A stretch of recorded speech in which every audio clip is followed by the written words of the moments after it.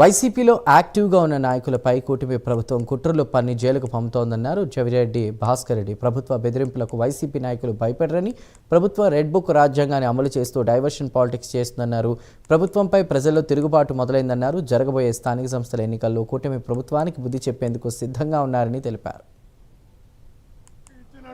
హామీలను అమలు చేయలేక ప్రజలను మోసం చేస్తూ ప్రజలలో వస్తున్నటువంటి తిరుగుబాటును, ప్రజలలో వస్తున్నటువంటి ప్రశ్నించే విధానాన్ని డైవర్షన్ చేయడం కోసం తప్పుడు కేసులతో వైఎస్ఆర్ కాంగ్రెస్ పార్టీ నాయకులను జైలుకు పంపించేటటువంటి కార్యక్రమానికి ఈ ప్రభుత్వం శ్రీకారం చుట్టింది.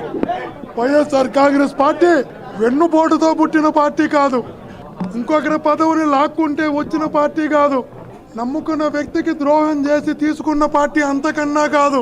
ఒక తండ్రి ఆశయం కోసం కొడుకు పెట్టిన పార్టీ, ఎంతమంది ఒకటై వేధించినా నిలబడ్డ పార్టీ, ఒక నాయకుడిని అక్రమ కేసులతో 16 నెలలు జైల్లో పెట్టిన నిలబడి నిలదొక్కున్న పార్టీ, పోరాటాలతో పుట్టిన పార్టీ వైఎస్ఆర్ కాంగ్రెస్ పార్టీ.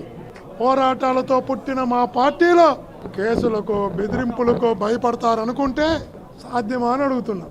పల్లె పల్లె నుంచి ప్రజలు రోడ్డుపైకి వచ్చి నాకు ఇచ్చినటువంటి హామీలను ఎందుకు అమలు చేయలేదు నిలబెట్టి నిలదీసే రోజు తొందరలోనే మా పార్లమెంటు నుంచే ఈ రాష్ట్రానికి శ్రీకారం చుట్టబోతోంది. రాష్ట్రానికి ఆదర్శంగా నిలబడిపోతోంది. ప్రజలకు